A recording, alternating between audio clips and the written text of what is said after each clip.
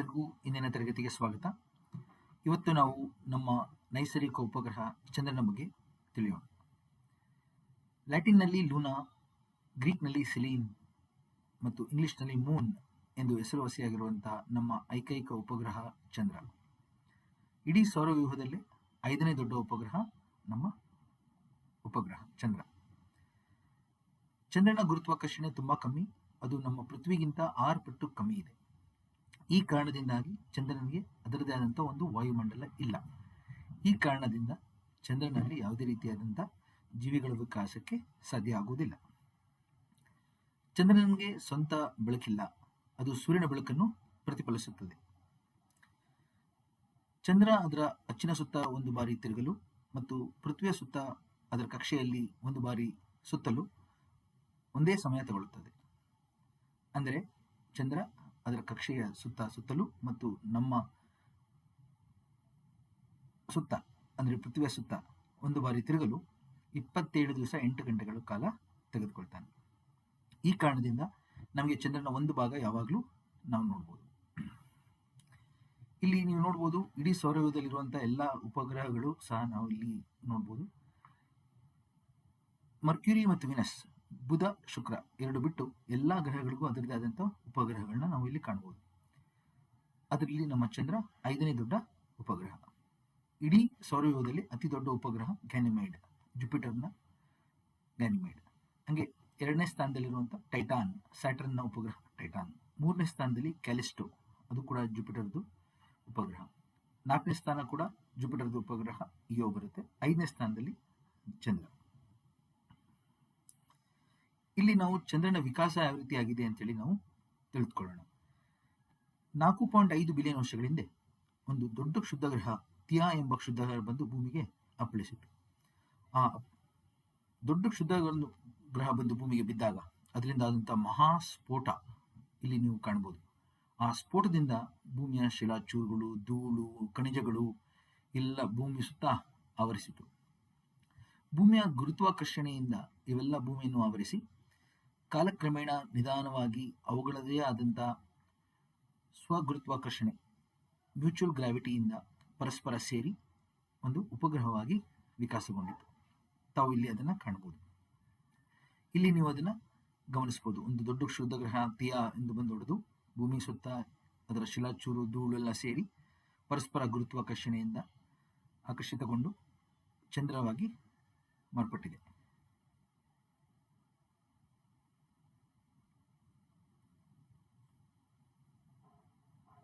ಥಿಯಾ ಎಂಬ ಕ್ಷುದ್ರಗ್ರಹ ತಾವಿಲ್ಲಿ ಕಾಣಬಹುದು.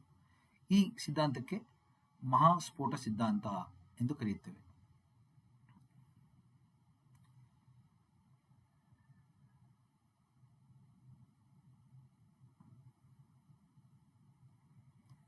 ಸೊ ಈ ಸಿದ್ಧಾಂತದಿಂದ ನಾವೇನು ತಿಳಿಬಹುದು ಅಂದರೆ, ಯಾವ ರೀತಿ ನಮ್ಮ ಭೂಮಿಯ ಓರೆ ಅಥವಾ ಭೂಮಿಯ ಬಾಗುವಿಕೆ ಯಾವ ರೀತಿ ಬಂದಿದೆ ಅಂತೇಳಿ ನಾವು ಗಮನಿಸಬಹುದು. ಈ ಥಿಯಾ ಎಂಬ ಕ್ಷುದ್ರಗ್ರಹ ಬಂದು ಭೂಮಿಗೆ ಅಪ್ಪಳಿಸಿದಾಗ ನಮ್ಮ ಭೂಮಿ ಬಾಗುವಿಕೆ ಆಗಿದೆ. ಅದು ಹತ್ತತ್ರ 23 ಡಿಗ್ರಿ ಬಾಗುವಿಕೆ. ಅದನ್ನು ನಾವು ಮುಂದಿನ ತರಗತಿಯಲ್ಲಿ ತಿಳಿದುಕೊಳ್ಳೋಣ. ಸೊ ಯಾವ ರೀತಿ ಬಾಗುವಿಕೆ ಬಂತು ಅಂತೇಳಿ ನಾವಿಲ್ಲಿ ತಿಳಿದುಕೊಂಡಿದ್ದೀವಿ. ಎರಡನೇದು, ನಮ್ಮ ದೈನಂದಿನ ಗತಿ ಕ್ರಮೇಣವಾಗಿ ಕ್ಷಣಿಸ್ತಾ ಬಂದಿದೆ.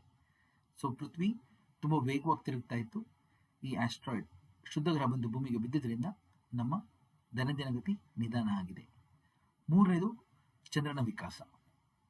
ಸೊ ಮಹಾಸ್ಫೋಟ ಸಿದ್ಧಾಂತದ ಬಗ್ಗೆ ನಾವಿಲ್ಲಿ ತಿಳಿದುಕೊಂಡಿದ್ದೀವಿ. ಸೊ ನಮ್ಮ ಚಂದ್ರನ ವಿಕಾಸಗೊಂಡಾಗ ಚಂದ್ರನ ಉಷ್ಣಾಂಶ ತುಂಬ ಜಾಸ್ತಿ ಇತ್ತು. ಆ ಕಾರಣದಿಂದ ಚಂದ್ರನಲ್ಲಿದ್ದಂಥ ಎಲ್ಲ ಖನಿಜಗಳು ಕ್ರಮೇಣವಾಗಿ ಸಾಂದ್ರತೆ ಹೆಚ್ಚಿರುವಂಥ ಐರನ್ ಅಂಶ ಕೇಂದ್ರ ಭಾಗಕ್ಕೆ ಸೇರಿ ಕೇಂದ್ರ ಕೋರ್ ವಿಕಾಸಗೊಂಡಿತು. ಅದಕ್ಕಿಂತ ಕಡಿಮೆ ಸಾಂದ್ರತೆ ಇರುವಂಥ ಖನಿಜಗಳು ಆಲಿವೈನ್, ಪೈರಾಕ್ಸಿನ್ ಸೇರಿ ಮ್ಯಾಂಟಲ್ ಅಂದರೆ ಮಧ್ಯಭಾಗ ವಿಕಾಸಗೊಂಡಿತು. ತುಂಬ ಕಡಿಮೆ ಸಾಂದ್ರತೆ ಇರುವಂಥ ಪ್ಲಾಜೋಕ್ಲೇಸ್, ಫೆಲ್ಡ್ಸ್ಪರ್ ಮಿನರಲ್ಸ್ ಎಲ್ಲ ಸೇರಿ ಚಂದ್ರನ ಕವಚ ವಿಕಾಸಗೊಂಡಿತು. ಈ ರೀತಿ ಚಂದ್ರನಲ್ಲಿ 3 ಪದರಗಳಿವೆ, 3 ವಲಯಗಳಿವೆ. ಮೇಲ್ಭಾಗದಲ್ಲಿ ಕವಚ, ಮಧ್ಯಭಾಗದಲ್ಲಿ ಮ್ಯಾಂಟಲ್ ಪದರು, ಕೆಳಭಾಗದಲ್ಲಿ ಕೇಂದ್ರ. ಕೇಂದ್ರ ಭಾಗ ಐರನ್ ಅಂಶದಿಂದ ಕೂಡಿದೆ. ಮ್ಯಾಂಟಲ್ ಭಾಗ ಆಲಿವೈನ್ ಮತ್ತು ಪೈರಾಕ್ಸಿನ್ ಖನಿಜಗಳಿಂದ ಕೂಡಿದೆ. ಕ್ರಸ್ಟ್ ಭಾಗ ಪ್ಲಾಜಿಯೋಕ್ಲೇಸ್ ಫೆಲ್ಡ್ಸ್ಪರ್ ಇಂದ ವಿಕಾಸಗೊಂಡಿದೆ. ಇದನ್ನು ನಾವು ಅನಾರ್ಥೋಸೈಟ್ ಕ್ರಸ್ಟ್ ಎಂದು ಕರೆಯುತ್ತೇವೆ. ಸೊ ಚಂದ್ರನ ಮೇಲ್ಭಾಗ ಏನಿದೆ ಅದು ಅನಾರ್ಥೋಸೈಟ್ ಶಿಲೆಗಳಿಂದ ಆಗಿರುವಂತಹ ಕವಚ. ಸೊ ಅದರಲ್ಲಿರುವಂಥ ಖನಿಜಗಳೇ ಅದು ಪ್ಲಾಜಿಯೋಕ್ಲೇಸ್ ಫೆಲ್ಡ್ಸ್ಪರ್. ಸೊ ಇದನ್ನು ನೀವು ಗಮನದಲ್ಲಿ ಇಟ್ಕೊಳ್ಬೇಕಾಗುತ್ತೆ ಸ್ನೇಹಿತರೆ.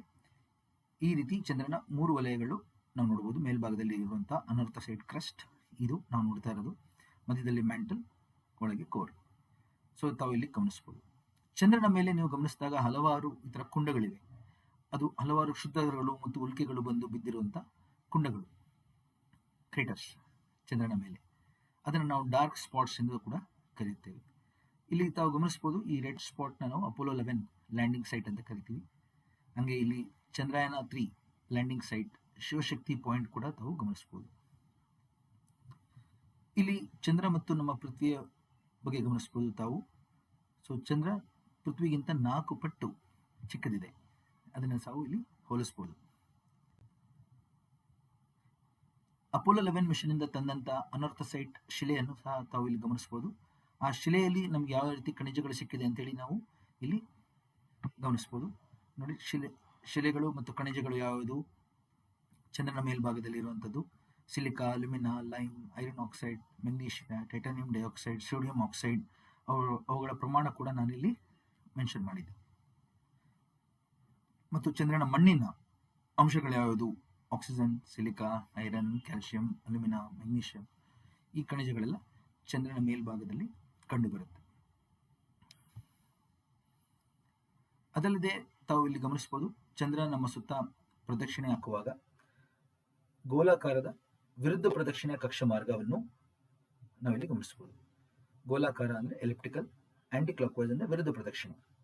ಈ ಗೋಲಾಕಾರದಲ್ಲಿರೋದ್ರಿಂದ ಕೆಲವೊಮ್ಮೆ ಚಂದ್ರ ನಮ್ಮಿಂದ ಪೃಥ್ವಿಯಿಂದ ದೂರ, ಅದನ್ನು ಅಪೋಜಿ ಎಂದು ಕರೆಯುತ್ತೇವೆ. ಅಪೋ ಅಂದ್ರೆ ಗ್ರೀಕ್ ನಲ್ಲಿ ಫಾರ್ ಅಂತ, ದೂರ ಅಂತ. ಜಿ ಅಂದ್ರೆ ಜಿಯೋಸೆಂಟ್ರಿಕ್, ಪೃಥ್ವಿ ಮಧ್ಯದಲ್ಲಿರೋದ್ರಿಂದ ನಮ್ಮ ಪೃಥ್ವಿಯನ್ನು ಪ್ರದಕ್ಷಿಣೆ ಆಗ್ತಾ ಇರೋದ್ರಿಂದ ಅಪೋಜಿ. ಪೆರಿ ಅಂದ್ರೆ ಗ್ರೀಕ್ ನಲ್ಲಿ ದೂರ ಅಂತ, ಹತ್ರ ಅಂತ. ಸಾರಿ, ಪೆರಿ ಅಂದ್ರೆ ನಿಯರ್, ಪೆರಿ ಅಂದ್ರೆ ನಿಯರ್, ಅಪೋ ಅಂದ್ರೆ ಫಾರ್. ಪೆರಿ ಅಂದ್ರೆ ಗ್ರೀಕ್ ನಲ್ಲಿ ಹತ್ರ, ಸಮೀಪ, ನಿಯರ್, ನಿಯರ್ ಅರ್ಥ ಅಂತ ಪೆರಿಜಿ ಅಂದ್ರೆ. ಸೊ ಪೆರಿಜಿ ಎಷ್ಟು? 3,62,600 ಕಿಲೋಮೀಟರ್ಸ್. ಅಪೋಜಿ ಅಂದ್ರೆ 4,05,400 ಕಿಲೋಮೀಟರ್. ಪೆರಿ ಅಂದ್ರೆ ನೆನಪಿಟ್ಕೊಳ್ಳಿ, ನಿಯರ್. ಅಪೋ ಅಂದ್ರೆ ಫಾರ್. ಪೆರಿಜಿ, ಅಪೋಜಿ. ಆವರೇಜ್ ಸರಾಸರಿ ಅಂತರ ಎಷ್ಟು ಬರುತ್ತೆ ನೋಡಿ? 3,84,399 ಕಿಲೋಮೀಟರ್ಸ್ ಬರುತ್ತೆ. ಸೊ ಈ ರೀತಿ ತಾವು ಅಪೋಜಿ, ಪೆರಿಜಿ ಅಂದ್ರೆ ಏನು ಅಂತ ಕೇಳ್ತಾರೆ. ಇದೇ ರೀತಿ ನಾವು ಸೂರ್ಯ ಮತ್ತು ಪೃಥ್ವಿ ಮಧ್ಯ ಎಫಿಲಿಯನ್, ಪೆರಿಲಿಯನ್ ಕೂಡ ನಾವು ಅರ್ಥ ಮಾಡ್ಕೋಬಹುದು. ಪೆರಿ ಅಂದ್ರೆ ನಿಯರ್, ಅಪೋ ಅಂದ್ರೆ ಫಾರ್. ನೆಕ್ಸ್ಟ್, ನಮ್ಮ ಪೃಥ್ವಿಯಿಂದ ನೋಡಿದಾಗ ಚಂದ್ರಗಳ ಬೇರೆ ಬೇರೆ ಆಕಾರಗಳನ್ನು ನಾವು ಗಮನಿಸಬಹುದು. ನಾನಾಗಲೇ ಹೇಳಿದಂಗೆ ಚಂದ್ರನಿಗೆ ಸ್ವಂತ ಬೆಳಕಿಲ್ಲ. ಸೂರ್ಯನ ಬೆಳಕು ಚಂದ್ರನ ಮೇಲೆ ಬಿದ್ದು ಅದು ಎಷ್ಟು ಬೆಳಕು ನಮ್ಮ ಕಡೆ ಬರುತ್ತೆ ಅನ್ನೋದ್ರ ಮೇಲೆ ಚಂದ್ರನ ಆಕಾರ ನಮಗೆ ಕಾಣುತ್ತೆ. ಸೊ ಚಂದ್ರನ ಮೇಲೆ ಎಷ್ಟು ಬೆಳಕು ಬೀಳುತ್ತೆ, ಅದು ನಮ್ಮ ಕಡೆಗೆ ಎಷ್ಟು ಪ್ರತಿಫಲನ ಕೊಡಿಸುತ್ತೆ ಅನ್ನೋದ್ರ ಮೇಲೆ ನಮಗೆ ಚಂದ್ರನ ಆಕಾರ ಕಾಣುತ್ತೆ. ತಾವಿಲ್ಲಿ ಗಮನಿಸಬಹುದು, ಅಮಾವಾಸ್ಯೆ ಅಂದ್ರೆ ನ್ಯೂ ಮೂನ್, ಇಲ್ಲಿಂದ waxing crescent, first quarter, waxing gibbous, full moon. ಇದನ್ನ ನಾವು ಶುಕ್ಲ ಪಕ್ಷ ಅಂತ ಕರಿತೀವಿ. ಚಂದ್ರ ದೊಡ್ಡದಾಗ್ತಾ ಹೋಗ್ತಾನೆ. ಆಮೇಲೆ ಕ್ಷಣಿಕ ಚಂದ್ರ, ಕೃಷ್ಣ ಪಕ್ಷ ಅಂತ ಹೇಳಿ ಕರಿತೀವಿ. Waning gibbous, third quarter, waning crescent, new moon. So ಚಂದ್ರನ ಬೆಳಕು ನೋಡಿ ಯಾವ ರೀತಿ ಇದೆ ಅಂತ ನೀವು ಗಮನಿಸಬಹುದು. ಸೂರ್ಯನ ಬೆಳಕು ಚಂದ್ರನ ಮೇಲೆ ಬಿದ್ದಾಗ ಈ ಭಾಗಕ್ಕೆ ಗಮನಿಸಿ, ಸೊ ಅದರ ಮೇಲೆ ಬಿದ್ದು ವಾಪಸ್ ಪ್ರತಿಫಲನಗೊಳ್ಳುತ್ತೆ ಸೂರ್ಯನ ಕಡೆಗೆ. ಈ ಭಾಗಕ್ಕೆ ಸೂರ್ಯನ ಬೆಳಕು ಬೀಳ್ತಾ ಇಲ್ಲ. ಆ ಕಾರಣದಿಂದ ನಮ್ಗೆ ಅವತ್ತು ಸೂರ್ಯನಿಂದ ಬರೋ ಬೆಳಕು ನಮ್ಮ ಕಡೆಗೆ ಬರೋದಿಲ್ಲ. ಸೊ ಅವತ್ತು ನಮಗೆ ಚಂದ್ರ ಕಾಣೋದಿಲ್ಲ. ಅದನ್ನ ನಾವು ಅಮಾವಾಸ್ಯೆ ಅಂತ ಕರೆಯೋದು. ತಾವಿಲ್ಲಿ ಗಮನಿಸಬಹುದು, ಇದು ಮೊದಲು ಸೂರ್ಯನ ಬೆಳಕು ಚಂದ್ರನ ಮೇಲೆ ಬಿದ್ದು ವಾಪಸ್ ಸೂರ್ಯನ ಕಡೆಗೆ ಪ್ರತಿಫಲನಗೊಂಡಾಗ ಪೃಥ್ವಿಯ ಕಡೆಗೆ ಬೆಳಕು ಬರದೇ ಇದ್ದಾಗ ನಮಗೆ ಅವತ್ತು ಅಮಾವಾಸ್ಯೆ ಚಂದ್ರ ಅಂತ ಕರಿತೀವಿ.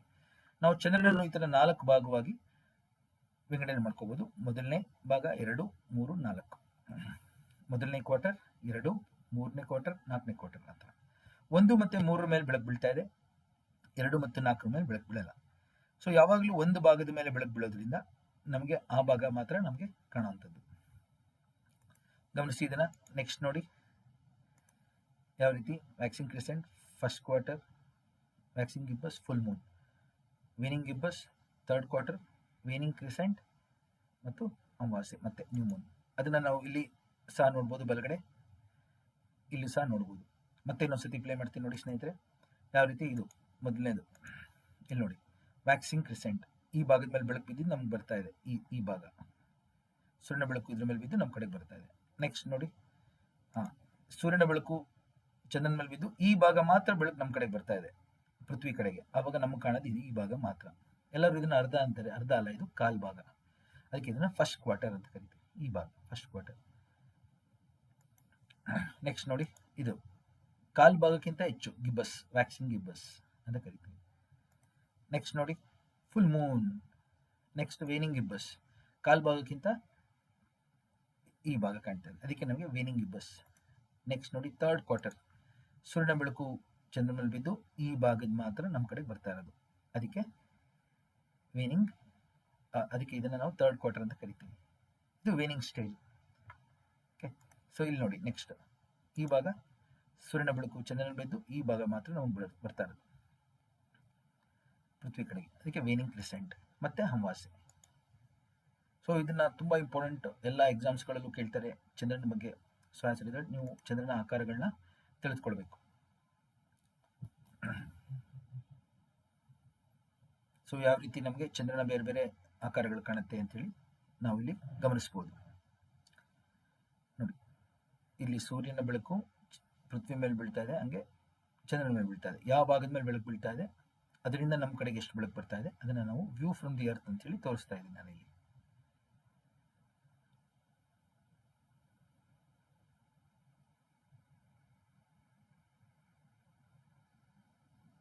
ಸೊ ನಮ್ಮ ಪೃಥ್ವಿ ನೋಡಿ ಎಷ್ಟು ವೇಗವಾಗಿ ತಿರುಗ್ತಾ ಇದೆ. ಒಂದು ದಿನ 24 ಗಂಟೆಗಳಲ್ಲಿ ಒಂದು ಬಾರಿ ತಿರುಗುತ್ತೆ. ಅಂದ್ರೆ ಯಾವ ಭಾಗಕ್ಕೆ ಬೆಳಕು ಬೀಳುತ್ತೆ ಅದು ದಿನ, ಇನ್ನೊಂದು ಭಾಗ ಕತ್ಲೆ, ರಾತ್ರಿ.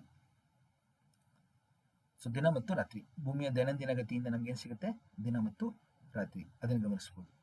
ಹಿಂಗೆ ಚಂದ್ರ ನೋಡಿ, ಚಂದ್ರನ ಒಂದು ಭಾಗದ ಮೇಲೆ ಮಾತ್ರ ಬೆಳಕು ಬೀಳ್ತಾ ಇರೋದು, ಈ ಭಾಗದ ಮೇಲೆ. ಸೊ ಆಸ್ ರಿಸಲ್ಟ್ ನಮ್ಗೆ ಆ ಭಾಗ ಮಾತ್ರ ಕಾಣುವಂಥದ್ದು. ಜೊತೆಗೆ ನಮ್ಮ ಚಂದ್ರ ನಮ್ಮ ಸುತ್ತ ಒಂದ್ಸತಿ ಪ್ರದಕ್ಷಿಣೆ ಹಾಕಲು ಮತ್ತು ಒಂದು ಬಾರಿ ಅದರ ಕಕ್ಷೆಯ ಸುತ್ತ ತಿರುಗಲು ಸೇಮ್ ಸಮಯ ತಗೊಳುತ್ತೆ. ಅಂದ್ರೆ 27 ದಿವಸ 8 ಗಂಟೆಗಳ ಕಾಲ. ಈ ಕಾರಣದಿಂದ ನಮಗೆ ಯಾವಾಗಲೂ ಆ ಮುಖ ಮಾತ್ರ ನಮಗೆ ಕಾಣುತ್ತೆ. ಸೊ 2 ವಿಷಯ ಗಮನಿಸ್ಬೇಕು ತಾವಿಲ್ಲಿ. ಚಂದ್ರನ ಯಾವಾಗಲೂ ಒಂದು ಭಾಗಕ್ಕೆ ಬೆಳಕು ಬೀಳ್ತಾ ಇದೆ, ಇನ್ನೊಂದು ಭಾಗಕ್ಕೆ ಬೆಳಕು ಬೀಳ್ತಾ ಇಲ್ಲ, ಒಂದು.